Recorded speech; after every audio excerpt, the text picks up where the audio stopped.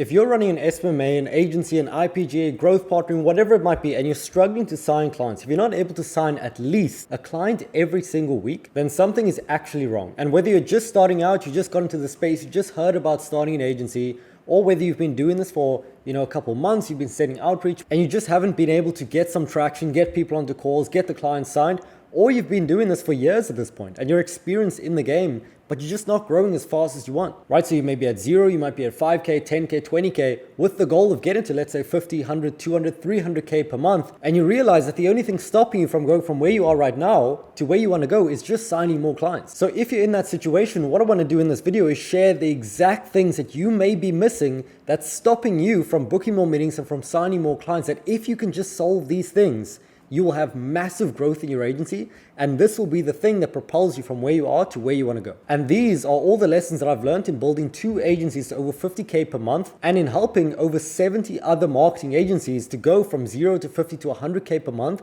by building out these acquisition systems. So the first thing that's probably stopping your growth, and what stopped my growth when I was first starting out, was the fact that you lack micro focus. Now, when I was first trying to get into this space, this was years back, I was still in high school. And at this point, I saw these YouTube videos, I saw these, these gurus online, and they were all talking about the agency model. They were saying that, if you can just start the agency, if you can just sign some clients, you can get out of what you're doing now. You don't have to go to high school, you don't have to go to university. You can just stay home or travel to like Thailand or something. And I saw this, and as you can imagine, I tried to get into it. So I would be there in class in high school watching these YouTube videos saying, oh, I'm going to drop out, college is a scam, all this stuff. And then I would try to do what they say, right? The YouTube videos, it would be education. I would watch them.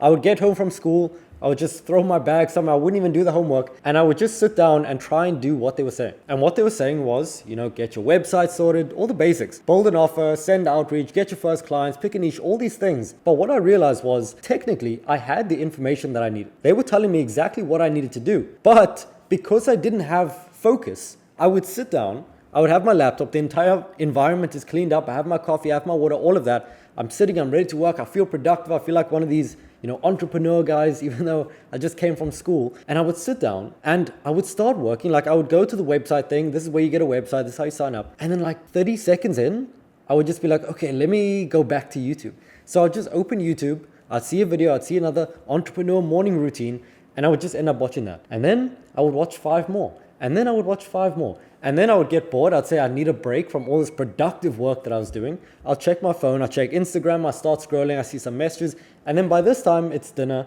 I'm with the family, we go eat. And then after that, I'll probably scroll reels a bit more, check Instagram again. And then by the time it's nighttime, and then I have school the next day. So I would try and sit down, but I wouldn't actually get anything done, because I didn't have focus. I didn't have the skill of focus. So the biggest change that I made when I was first going from a complete frazzled child to actually building a business was learning the skill of focus. And I first heard this in a Sam Ovens video. He's like the GOAT in the space, built like a 50 million plus per year company. But what he said was so profound. What he was saying is that every single thing that you do that isn't moving you towards the goal should be removed. So the way that you get more focus is by removing distractions. So my goal in this case was getting to 10, 20K per month. But the distractions, the things that weren't moving me towards the goal, was YouTube, my phone, distractions, other people, all these other things that wasn't productive work. So what I had to do was, I literally sat down for 30 minutes and I would literally just write down every single thing that is not moving me towards the goal. So I'd have this big list of, my phone,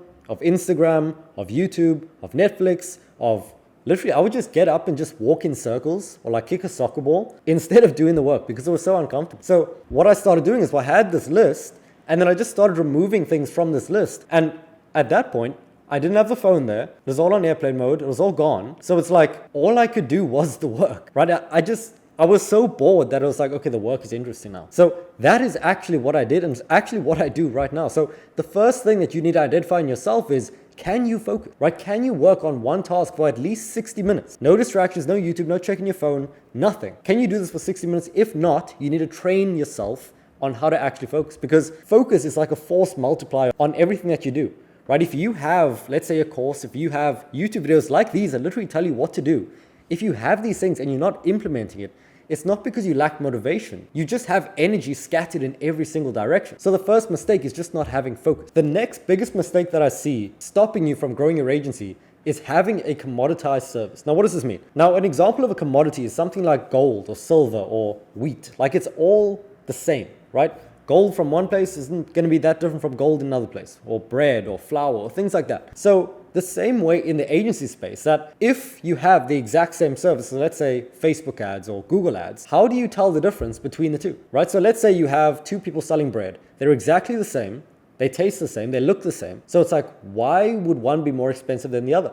Why would you choose one bread over the other bread, right? And in the same way in the business space, if you have the same service, and let's say you're pitching Google ads and there's 10,000 other people doing it, it's like, why would they pick you? And in reality, what happens if you have the same thing and you just have a whole lot of the same thing in the market? People just go with the cheapest one, unless there's something that stands out. Unless you have, the super bread that has 30 grams of protein per slice and it's so much better, then it allows you to charge, let's say, 2-3 times more because it's special now, right? There's a unique mechanism. So in the same way that if your offer looks like everyone else, if your service looks like everyone else, then you're going to get that, and they're just going to go with cheap options. So I'll share exactly how you can solve this problem, but the first thing is just some examples of where I see this commonly. So me personally, I get probably around 5 to 10 DMs a day and at least 1 or 2 comments a day of people offering me, thumbnails, editing services for my YouTube videos, right? Or people looking to chop up my content and then make it into short form stuff. And I get the same thing every single day. And the thing is, I see the value in it. Like, I want that service. But the thing is, the way they present it, the way they pitch what they're doing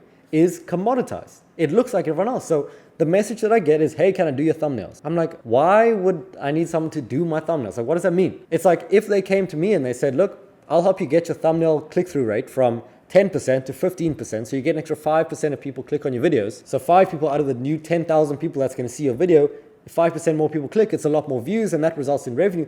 If they spoke about it in this way, then it would be more appealing and it would be unique because it's specific to me. But people, they just come to me and they say, hey, can I do your thumbnails? Hey, can I edit your videos?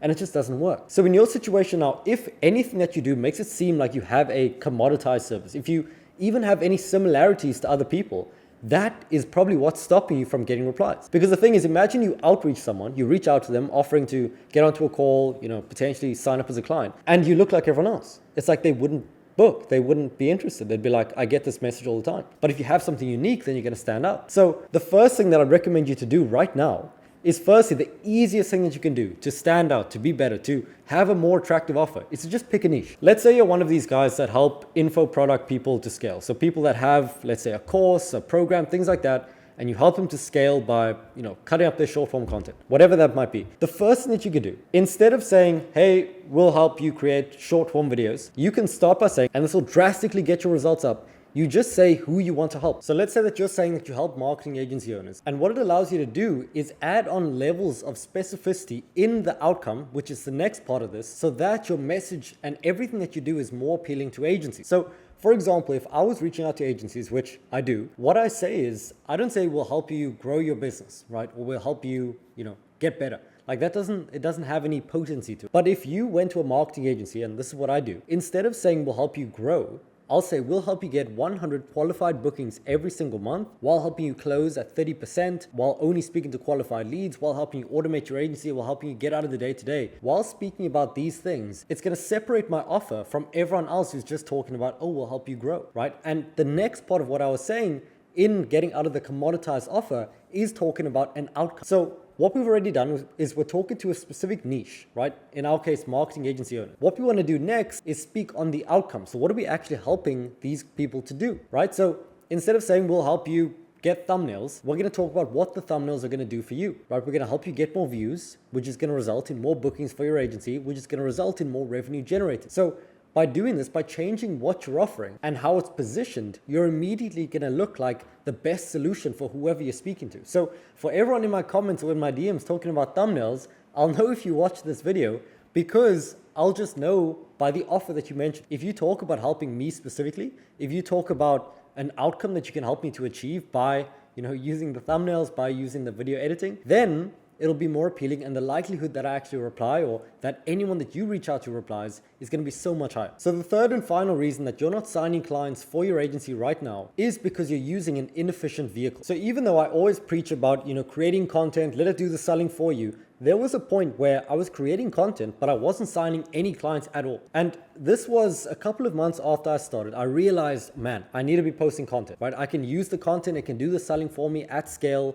I don't have to send all these outreach messages. I don't have to have all these conversations. I can just post good content and people will come to me. So we're doing LinkedIn outbound, we're doing email outbound, we're posting YouTube videos, and we're doing content on the social platforms like LinkedIn. And at this point, we were getting, let's say, 1 to 2 bookings every single week from LinkedIn and YouTube combined, because it's, people would come from LinkedIn, they go to YouTube, book via content, it's all the same thing. So we were getting a couple of bookings every single week. And because of this, I started to get complacent, right? We were getting clients in, we were signing around 1 client every single week. And then I started thinking, I'm doing this outreach, I'm doing, sending voice notes on LinkedIn, and I'm sending emails. It's like, I should just stop that and just post more content. And what happened was I ended up stopping the outreach, which was getting results, right? It was getting direct bookings coming in with targeted people. And I was just relying on the bookings that came from content. And what happened was, even though I was getting bookings, it wasn't as many as I needed. So the amount of clients that I signed ended up being around once every 2 weeks or once every 3 weeks, I get 1 client. And while that's better than,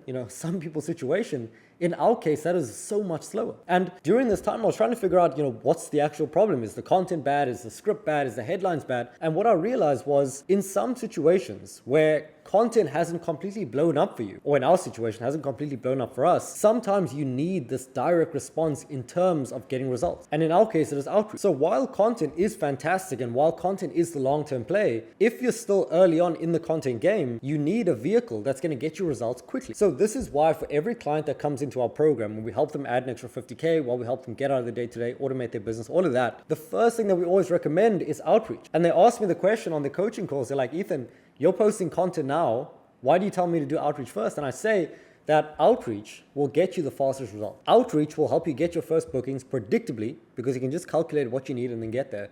And outreach will help you sign your first clients, get revenue, get a proof of concept, and then you can start making content. Because imagine you're making content on a service you haven't even done before. It doesn't make sense. So what I realized in that situation is that while I am posting content, I still need to continue what I'm doing on the outreach, right? Because the outreach was generating half of our bookings. So even if for your agency now, you're getting some bookings, you're getting some inbound from content, maybe referrals, maybe from your network, all of this, I would still make sure that if you're not getting, let's say, 5 to 10 bookings every single week predictably, if you're not in the situation, you need to have an efficient vehicle, and in most cases, outbound is the best, to get you to this point where you're taking at least a booking a day. This is the bare minimum. We always recommend for our people in our community at least 2 to 3, but for now, at least 1 per day. So in your situation right now, start using an efficient vehicle like outbound. So sending voice notes on LinkedIn, Instagram, video messages, and we give all of these methods in our program. They're honestly very straightforward. You literally just have to send a couple voice notes, you book some meetings, and then you add a meeting a day. But besides that, start with this, get to the point where you're booking at least 1 to 3 meetings per day, then implement the content strategies, because those are going to be the long-term plays. Those are going to be the ones that,